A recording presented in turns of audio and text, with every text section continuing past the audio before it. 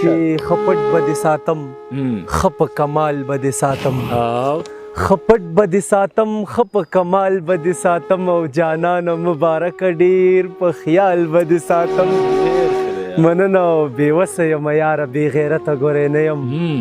راځه که نور څه نه وي نو په سوال به دې ساتم وایي د مینې په مذهب کوي نو بیا مې خواله راشه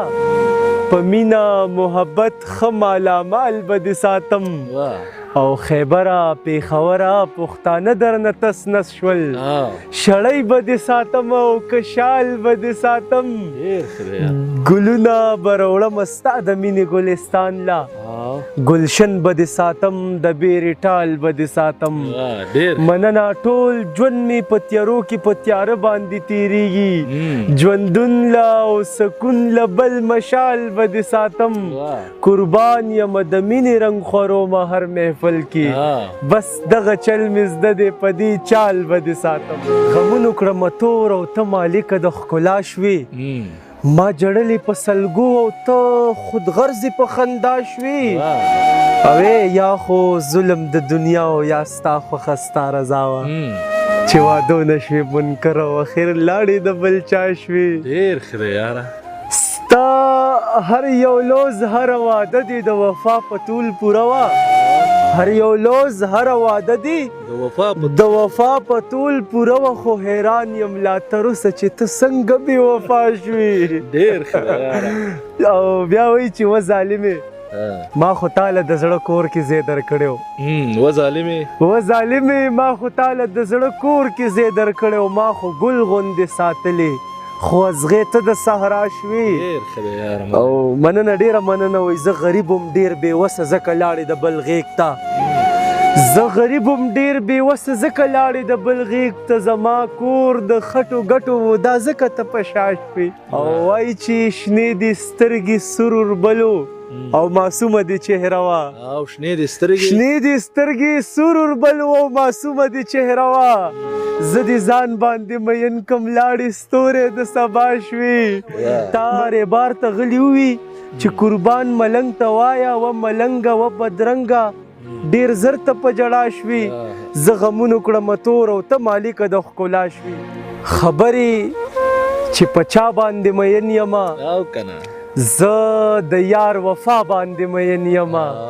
زلفې یې ولول په اوږو باندې دي زه داسې ښکلا باندې مین یمه او شیخه زما مور زما جنت جنت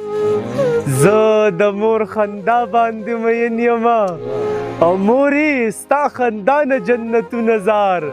ستا هر ادا باندې مین یمه او کار او مزدوري کوم بېوسه یم کار او مزدوري کوم بېوسه یم ځکه په دنیا باندې مین یمه او شیخه یو ګناه زمانه شوې ده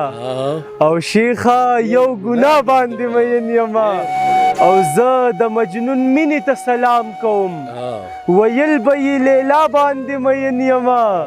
او زار دې له قدرت ذوالجلاله شم ستا په مصطفی باندې مین یمه او مننه زار دې له قدرت ذوالجلاله شم ستا په مصطفی باندې مین یمه او ما قربان ملنګ پسې دنیا ګرځي زه قربان په تا باندې مین یمه ډېره مننه یو جهان ګله مخ دې حسندار دی له خورشیده ګله مخ دې حسندار دی له خورشیده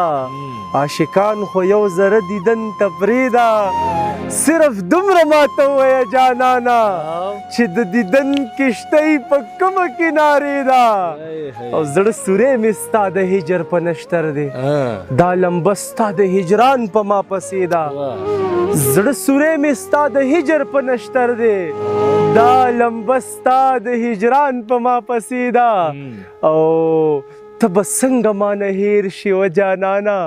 په زړه مې جوړه نقشه ستا د چهرې ده او بس دې مړ به شي دا ستا د غم د لاسه د قربان ملنګ سینه رې یرې ده خبرې چې په سترګو کې دا نم څنګه راځي د زړه پټې خبرې په قلم څنګه راځي او عبارت قسم وکړه چې دا کیسه رښتیا ده زما ورانه جونګړې له صنم څنګه راځي د دې سړي ایمان باندې والله که زه پوهېږم په جرنده د جوارو کې غنم څنګه راځي د دې سړي د لاسه پښتانه واړه جړېږي چې دا سړی توبې له تر حرم څنګه راځي او په دغه واقعي باندې مې پوه که جناب سپیکر جومات ته د سپیانو منځ کې بم څنګه راځي لږ وګوره پښتون د پېښور په وینو سور شو زمونږ په خوشحالۍ کې هم دا غم څنګه راځي قربان کوم د پټو زړونو خبردارا زما بې قرارۍ له به هم دم څنګه راځي خبرې چې په سترګو کې دا نم څنګه راځي ډېره مننه یو څو شعره ورته نور ووایم وایه راته نور ووایه یاره لیواله وایي په توره شپه کې چې رڼا لټوي په بې وفاو کې وفا لټوي دغه ناپوهه او نادان دی والله چې حق مینه په دنیا لټوي